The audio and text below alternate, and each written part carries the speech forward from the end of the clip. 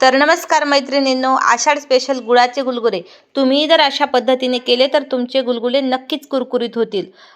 तुमच्याकडे काय म्हणतात? आमच्याकडे तर यांना गुळाचे गुलगुले म्हणतात. ते खायला अतिशय टेस्टी लागतात. ते तुम्ही असेही खाऊ शकतात किंवा दुधाबरोबरही खाऊ शकतात. चला तर मग नक्की करून बघा. खूप सोपी रेसिपी आहे आणि एक तुम्हाला सिक्रेट ट्रिक पण सांगणार आहे ज्याच्याने आपले गुलगुले कुरकुरीत होतील. तर त्यासाठी घ्यायचं आहे 2 वाट्या गव्हाचं पीठ. कुठलंही भांडं घ्या, त्याच्याने तुम्ही मापाने घेऊ शकता. तर मी ह्या 2 छोट्या वाट्या भरून गव्हाचं पीठ घेतलेलं आहे.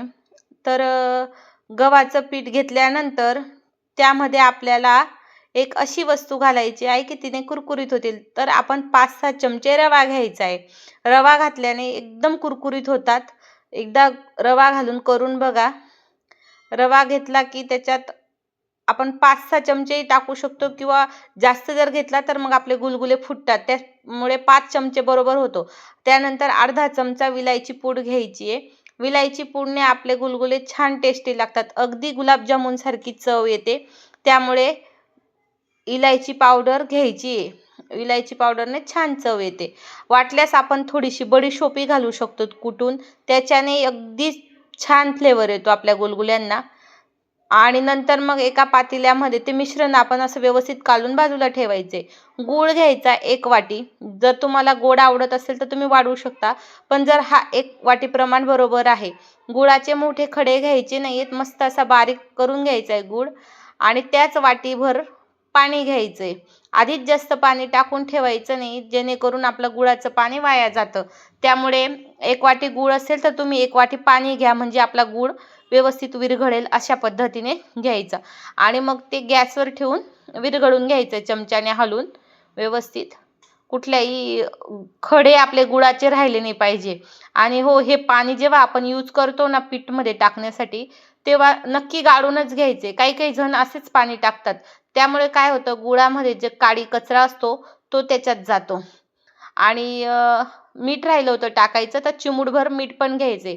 कुठल्याही गोड पदार्थाला जर तुम्ही थोडंसं मीठ घातलं ना तर त्याचं चव एकदम बॅलन्स होते आणि खूप छान लागतो. कुठलाही पदार्थ असू द्या. शिरा जरी असला ना त्याच्यात चिमूटभर मीठ घालायचं. छान गुळ आणि त्याची चव मस्त गोड अशी मेंटेन होते.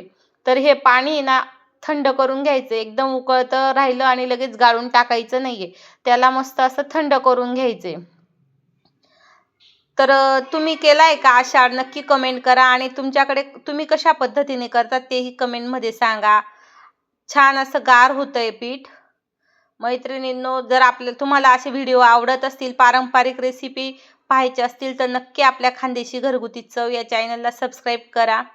आणि हो, पिठामध्ये ना पाणी एकदमच नाही ओतायचं, थोडं थोडं घालून घ्यायचं. एकदम ओतलं ना तर त्या गुठळ्या बांधल्या जातात. मग ते त्या मोडायला आपल्याला खूप हे होतं, अवघड जातं.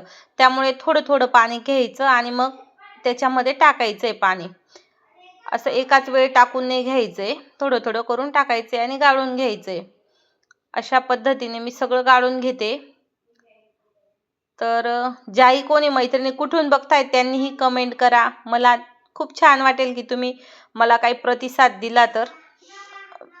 व्हिडिओ कसा वाटला तेही सांगा. अजून काही तुम्ही सुचवू शकत असाल तर तेही कमेंटमध्ये सांगितलं तरी चालेल. लवकरच आपल्या चॅनलला 100 सबस्क्रायबर पूर्ण होण्यासाठी माझे प्रयत्न चालू आहे.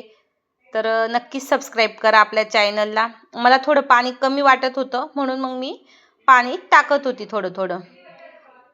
एकाच वेळेस टाकायचं नाही, कारण गुळामध्ये जर आपण एकाच वेळी जास्त पाणी टाकलं मग ते नंतर जर उरलं तर ते आपलं गूळ वाया जातो. हे बघा, ह्या पद्धतीने खूप पातळही करायचं नाही. भजींचं पीठ आपण ज्या पद्धतीने करतो ना त्या पद्धतीने करून घ्यायचंय. आणि व्यवस्थित गठुड्यावर नाही राहू द्यायचे आहे. त्यानंतर थोडंसं सोडा घ्यायचा आहे. जेव्हा आपण भजे करायला घेऊ त्यावेळेस टाकायचा आहे, आधीच टाकायचा नाही. पीठ आधी 15-20 मिनिटं पडू द्यायचे. त्याच्यानंतर सोडा घालायचा आहे. ज्यावेळेस आपण गुलगुले तळायला घेणार आहोत तोपर्यंत आपली कढई तापत ठेवून द्यायची कमी गॅसवर. तेल अगदी कडकडीत करायचं नाहीये, मीडियम याच्यामध्ये हे करायचंय. आपल्या इकडे कढई पण तापत आहे आणि कढई तापल्याला ठेवल्यानंतर तेल टाकायचंय. मस्त कमी मीडियम याच्यामध्येच तापू द्यायचे. एकदम छान गुलाबजामुन सारखे आपले गुलगुले तयार होतात. मला थोडंसं अजून कमी वाटत होती विलायची पावडर, म्हणून मी अजून थोडीशी घातली. कारण ना ते ओपन होतं ना पाऊच, त्यामुळे तिला वास नव्हता येत ना, म्हणून मग मी ते थोडंसं अजून घेतली विलायची पावडर. तुमच्याकडे असेल तर तुम्ही अर्धा चमचाच घाला. व्यवस्थित मग ते चमच्याने मळलं नव्हतं जात, मग मी थोडं हाताने व्यवस्थित करून घेतलं. कुठेही हाताला लटकत नाही आपलं पीठ. छान असं तेल तापत आहे. एकदम फुल गॅसवर तेल तापू नका, जळतात आणि मध्ये कच्चे राहतात. आधी एक टाकून बघायचं आहे, जळत नसेल तर बघायचं आहे आणि मग थोडे थोडे सोडायचे. छोटाच गोळा सोडायचा आहे, कारण ते आपण सोडा घातलेला असतो ना, तर खूप जास्त फुगतात. हे बघा किती छान फुलतायत ना आपले वडे. सॉरी गुलगुले, वडे आले माझ्या तोंडात. जास्त वडापावची रेसिपी करते ना मी, त्यामुळे.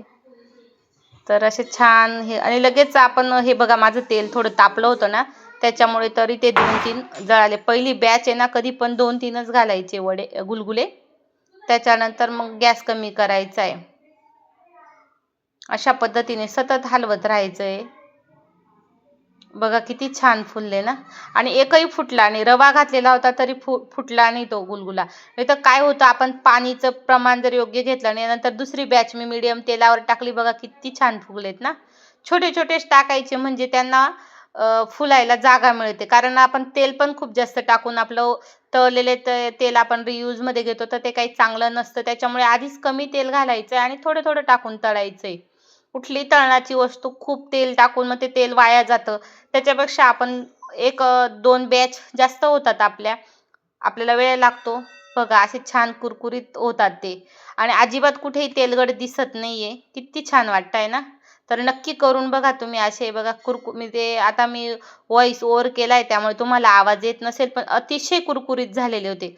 कारण दिसताना जर ते मऊ राहिले असते ना, तर ते असे बसले असते, पुचकले असते, पण तसं काहीच नाही झालं. एकदम छान याच्यामध्ये खूप सुंदर वाटतायत. नक्की ट्राय करा तुम्ही एकदा हे असे गुलगुले. आणि आषाढ महिन्यात तर खास तळले जातात, प्रत्येककडे तळले जातात. आपण म्हणतो ना आषाढ तळायचा असतो, काही ठिकाण गुळाचे हे गुलगुले तर स्पेशलच असतात आपल्या.